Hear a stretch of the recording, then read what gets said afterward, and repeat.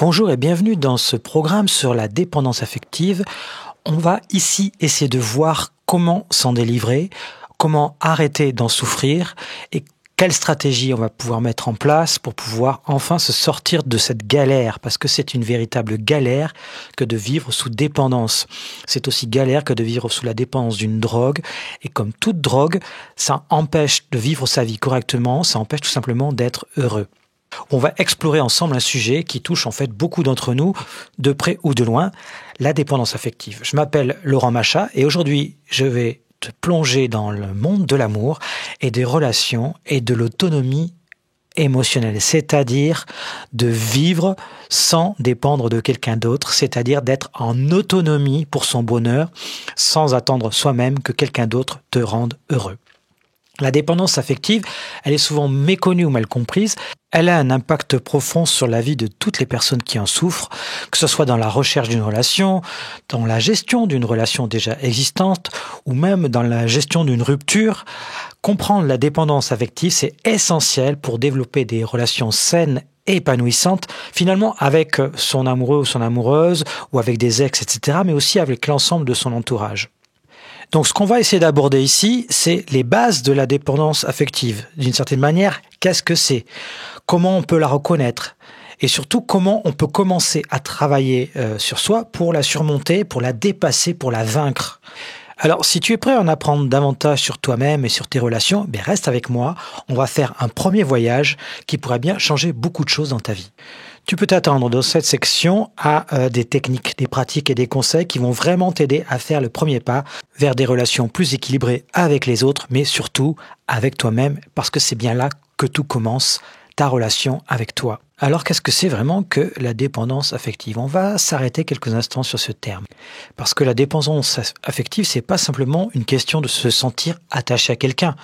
C'est un état plus complexe et plus profond qui touche à notre manière de percevoir et de vivre nos relations. La dépendance affective, elle se caractérise par un besoin excessif d'attention, d'affection et surtout de validation de la part des autres. Comme un petit enfant qui demande « Maman, est-ce que c'est bien ce que je fais ?» Et c'est de là d'ailleurs que tout commence, mais on verra ça peut-être un petit peu plus loin. Elle se manifeste souvent par une intense peur de l'abandon, une faible estime de soi et une tendance à négliger ses propres besoins au profit de ceux des autres. La dépendance affective, le signe que moi j'ai le plus perçu chez moi, c'est un abandon de moi-même. C'est-à-dire que je me suis effacé par peur de perdre l'autre, par peur de ne pas être aimé par l'autre. S'effacer, ça veut dire quoi ? Ça veut dire ne plus suivre ses projets, ne plus suivre ses désirs, ses envies, ne plus exprimer ce que l'on souhaite, ne plus exprimer ses besoins. C'est abandonner certaines passions, abandonner certains amis. C'est vivre reclus dans la peur, quelque part. Et pourtant, tu le sais sûrement, c'est pas parce que tu vas t'occuper de toi que tu vas pas après pouvoir t'occuper aussi des autres. Et d'ailleurs, une meilleure façon de s'occuper des autres, c'est d'abord de bien s'occuper de soi, parce que comment on va pouvoir s'occuper correctement des autres si on ne sait pas soi-même s'occuper de soi ? Comme je l'ai dit il y a quelques instants, les racines de la dépendance affective peuvent souvent être tracées à l'enfance. Des expériences comme le manque d'attention, la négligence émotionnelle ou des relations parentales instables peuvent contribuer à ce comportement dans ta vie d'adulte aujourd'hui et dans tes relations d'adulte aujourd'hui. Et cette dépendance, elle ne se limite pas aux relations amoureuses. Elles peuvent aussi affecter les amitiés, les relations familiales et même professionnelles. Elles conduisent souvent à des relations déséquilibrées, où le besoin de validation devient plus important que l'épanouissement mutuel. On ne réfléchit plus à ce qui va être bien pour tout le monde, pour la communauté, pour la famille. On réfléchit, est-ce que je vais continuer d'être aimé ? Est-ce que ce que je fais là va pouvoir empêcher le fait que je sois rejeté ? Et je crois vraiment que le début pour se guérir de la dépendance affective, c'est de comprendre ces aspects cruciaux de la dépendance affective qui va te permettre petit à petit donc de commencer à travailler sur toi en comprenant quelle est cette maladie, quelle est cette névrose dont tu souffres et dont j'ai souffert. En comprenant ça, c'est le début d'une lumière qui va se mettre sur ton chemin et qui va te dire où aller. Ah, mais qu'est-ce que c'est finalement et sur quoi tu vas pouvoir attaquer pour te libérer ? Parce que comme je le dis souvent, on ne peut se libérer que de ce que l'on connaît. Si tu ne sais pas ce que c'est, tu ne peux pas t'en libérer parce que tu ne sais pas quoi libérer. Alors approfondissons un peu notre compréhension des signes et des symptômes de la dépendance affective.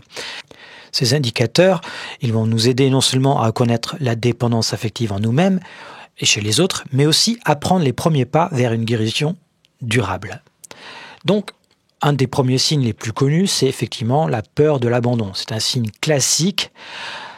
C'est la peur intense d'être laissé ou abandonné, même dans des situations où il n'y a pas de menace réelle. Et cette peur, elle peut se manifester par une anxiété excessive lorsque tu es séparé de ton partenaire, par exemple, ou de tes amis, ou même pour certaines personnes de leurs enfants. Voilà, c'est une peur de l'abandon. On a peur d'être abandonné par à peu près tout. Le sujet n'est pas forcément le problème. Par qui on va être abandonné n'est pas forcément le problème, c'est ça que je veux dire. C'est la peur de l'abandon qui est le sujet et elle va se caler là où il y a un danger. Donc par exemple, ça peut être si tu es avec quelqu'un, avec un amoureux, une amoureuse, ça peut être cette personne-là. Mais par exemple, quand tes enfants sont grands ou que voilà, ils commencent à partir, etc., eh bien, tu peux ressentir encore à nouveau ce signe de l'abandon, voire du rejet. Un autre symptôme hyper important, c'est un besoin constant d'être rassuré. C'est-à-dire à rechercher en permanence ou constamment des signes d'affection et de validation pour tout ce que tu fais pour te sentir en sécurité dans une relation. Alors bien sûr, tu as pu vivre ça dans une relation amoureuse, ou peut-être même que tu le vis encore, mais tu as pu aussi le vivre évidemment durant ton enfance avec ton papa, ta maman, avec des professeurs, etc. Cela peut prendre la forme de messages fréquents, de demandes d'assurance verbale ou d'une sensibilité accrue au changement d'humeur de l'autre. Qu'est-ce que je veux dire par là? Si quelqu'un change d'humeur et qu'il n'est pas forcément avec toi à ce moment-là, parce qu'il a ses propres soucis, ses propres problèmes, on va prendre ça pour nous, on va le prendre personnellement et on va dire tiens, il nous aime plus, il valide plus ce que je fais, etc., etc. Parce que ça peut être une validation aussi bien de ce que l'on fait dans notre vie de tous les jours, regarde, j'ai bien travaillé, etc. Mais ça peut être aussi une validation de notre simple présence. Et il suffit qu'une personne soit un peu moins présente à un moment donné pour X raisons, parce qu'elle a des soucis, parce qu'elle a des problèmes, on va le prendre pour nous. Et nous, on a besoin qu'on nous dise « je t'aime » en permanence. Et c'est cette validation-là permanente qui est un des plus grands symptômes de la dépendance affective. Et puis parmi les grands signes de la dépendance affective, il y en a une autre qui est la difficulté à établir des limites, c'est-à-dire une tendance à négliger tes propres besoins, tes propres désirs, tes valeurs pour plaire à l'autre. C'est-à-dire qu'on va, comme je le disais tout à l'heure, on va négliger nos propres convictions, nos propres désirs pour pouvoir coller aux désirs et aux convictions de l'autre en pensant que comme ça, on se fera mieux aimer, plus aimé, on ne se fera pas quitter, etc., etc. Et ça va forcément conduire à un non-épanouissement de toi, et ça va conduire à un déséquilibre dans les relations où tes propres limites et ton bien-être vont être constamment compromis finalement, puisque comment tu peux être heureux si tu ne suis pas tes valeurs, si tu ne suis pas tes désirs et tes besoins? Et finalement, quelque part, ça va avoir l'effet escompté que celui désiré. Parce que suite à ça, évidemment, tu vas quand même faire des reproches à l'autre en lui disant que tu es pas heureux. Et puis l'autre, enfin voilà. Après, c'est une espèce d'escalade. Et c'est une escalade qui est toujours basée, construite sur la peur de ne plus être aimé, la peur d'être quitté. Alors, ce que je te propose pour te rendre compte de ça, c'est de faire pause sur la vidéo et de prendre un petit moment où tu as fait des choses, où tu as annulé par exemple un plan important pour éviter de décevoir quelqu'un d'autre. Par exemple, une rencontre avec des amis ou un concert, une exposition ou même un travail que tu as refusé. Tout ça pour éviter de décevoir l'autre ou par peur que ça ne plaise pas à l'autre.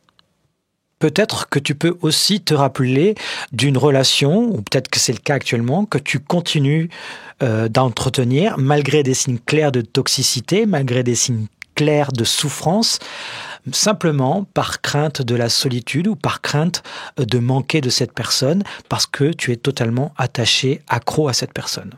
Voilà, fais ce petit travail, fais une petite pause dans la vidéo et fais ce petit travail de ces deux exemples que je t'ai donnés. Ce qu'il faut comprendre, c'est qu'à terme, la dépendance affective, elle peut vraiment avoir un impact grave sur ta santé mentale et émotionnelle.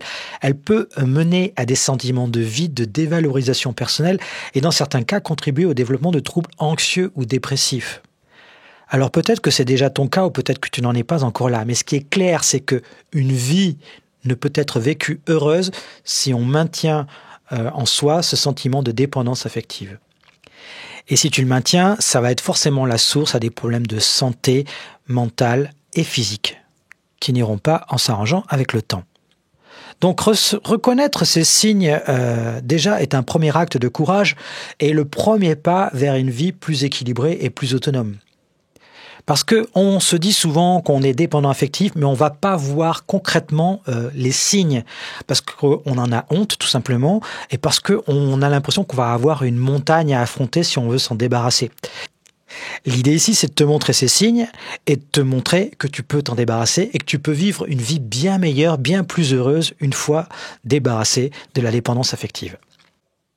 Alors maintenant qu'on a identifié les signes de la dépendance affective, on va identifier et connaître les stratégies qui vont permettre de la dépasser, de la vaincre totalement. Et c'est là qu'on va voir les outils de base qu'on peut utiliser dans ce travail sur soi.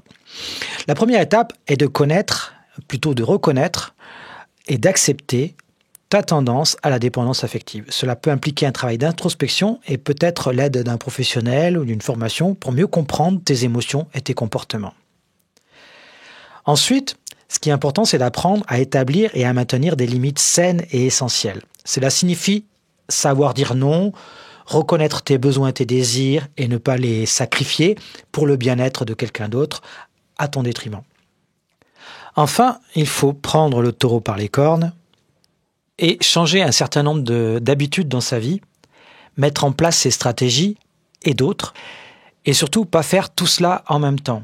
Parce que si on fait tout cela en même temps, ça va être tout simplement insupportable. Donc l'idée, c'est d'établir petit à petit un nouveau terreau, de nouvelles racines, que l'on va mettre en place une à une, habitude après habitude. Ce qu'il faut bien comprendre, c'est que ce sont des habitudes de pensée, des habitudes d'être et de ressentir qui font que tu vis comme ça aujourd'hui. Et ça, comme on l'a dit, ça vient de l'enfance. Et donc, ça ne va pas s'enlever du jour au lendemain comme ça. Donc, l'idée, c'est pas de se faire croire qu'il y a une solution miracle qui, hop, en un claquement de doigts, va tout changer, mais de bien comprendre que la solution existe et que cette solution, elle n'est pas compliquée à condition, je dirais même qu'elle n'est pas compliquée et qu'elle est relativement rapide à condition de faire les choses pas à pas. Et moi, c'est ce que je vais proposer ici, c'est de proposer quelque chose où ça va être pas à pas. On va aller dans ce domaine d'abord, puis dans l'autre domaine, et on va y poser des petites actions, des petites habitudes de rien du tout, qui vont, les unes après les autres, impliquer de grands changements. Au bout d'un certain temps, tu verras que des choses ont changé dans ta vie, et tu t'en seras même pas rendu compte. Tu vas dire, tiens, c'est marrant, je fais plus ça alors qu'avant je faisais ça. C'est parce qu'il y aura eu rien d'imposé, on n'aura rien forcé, on aura juste changé le terreau, juste changé les racines, et qui vont après donner de nouvelles fleurs, de nouveaux comportements, de nouvelles façons de penser, etc. Et toutes ces petites stratégies, ces petites habitudes, d'abord cette compréhension globale de la dépendance affective, et après ces petites habitudes, ces petites stratégies, vont être un point de départ qui vont t'aider à construire des relations beaucoup plus saines et beaucoup plus équilibrées, beaucoup plus, entre guillemets, normales.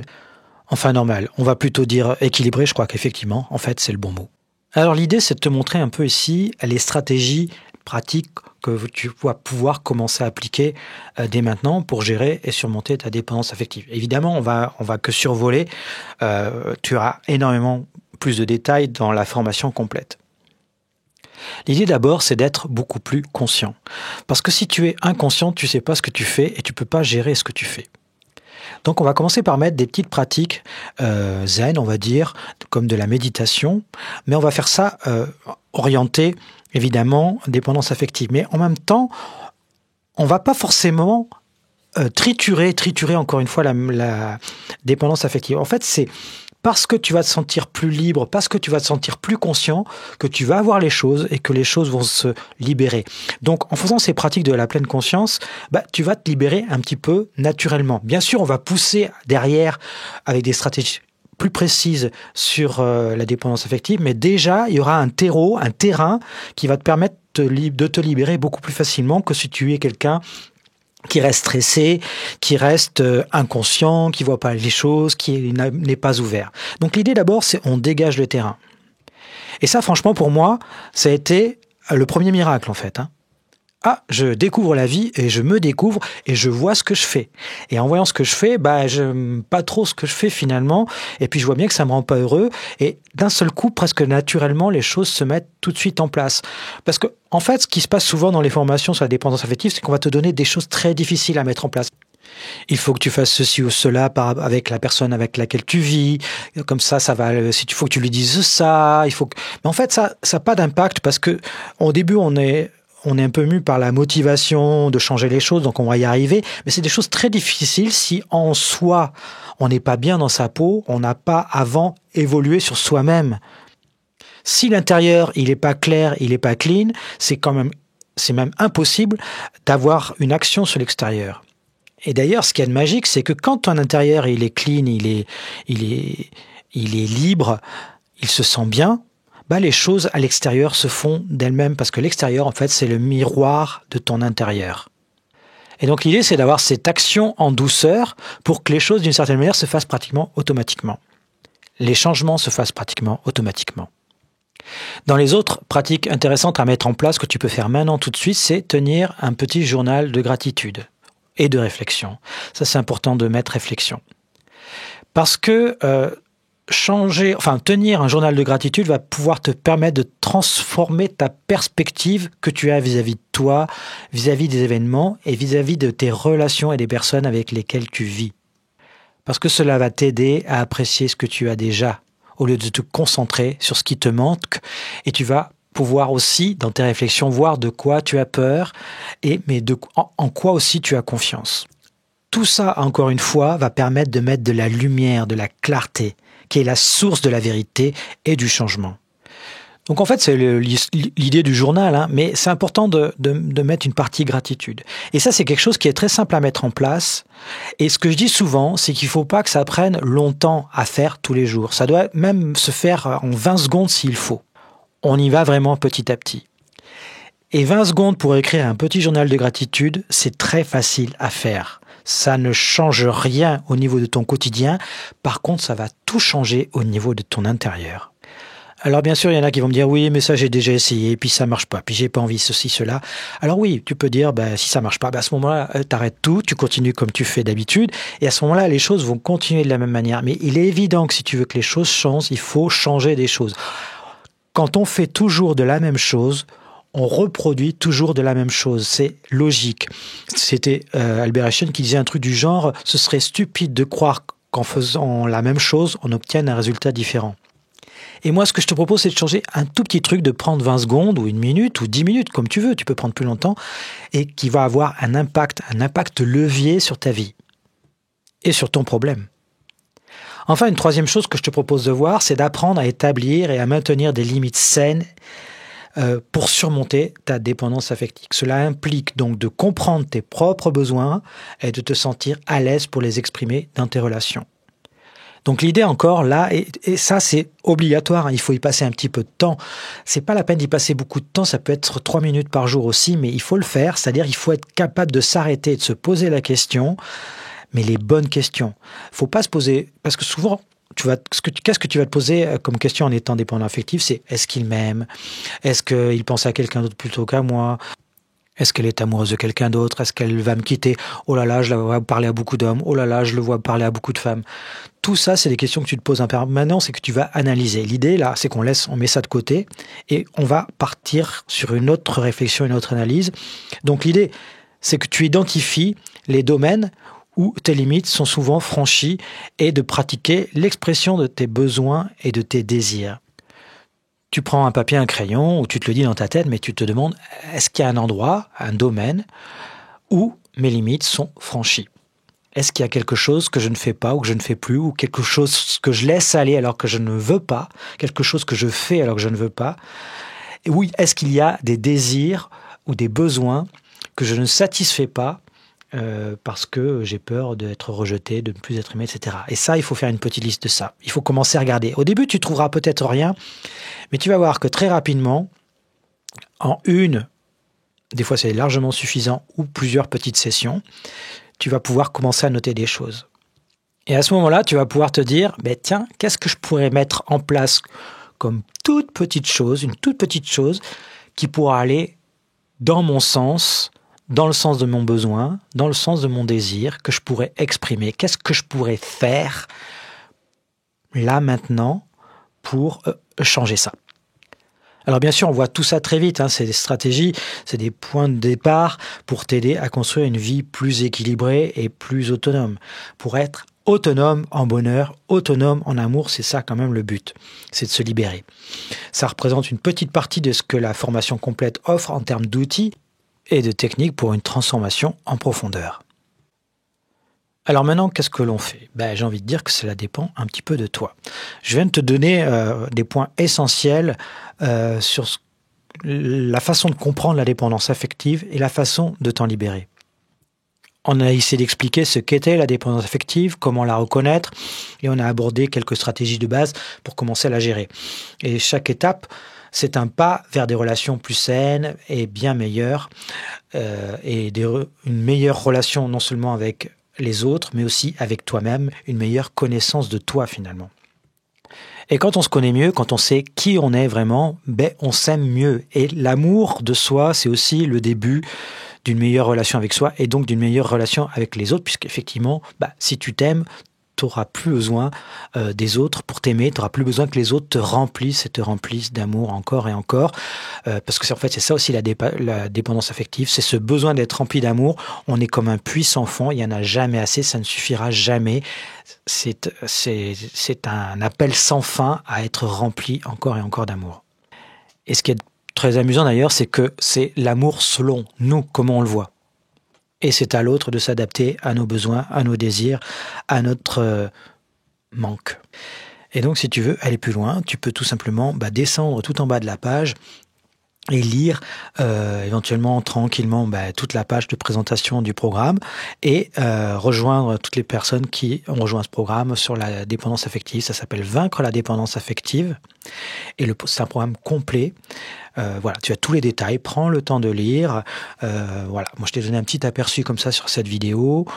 Prends le temps de bien lire si c'est pour toi ou pas. Et moi je serai de mon côté ravi de t'accueillir dans ce programme et ce serait une grande joie pour moi de t'accompagner dans ta libération parce que j'adore ça, parce que j'ai vécu ça et que j'ai envie de le partager et de te montrer comment tu peux te libérer de la dépendance affective. Donc si tu es intéressé, n'oublie pas, c'est tout simplement, il faut cliquer sur le bouton rejoindre la formation et puis voilà, je te dis à très vite dans la formation. Merci de m'avoir écouté.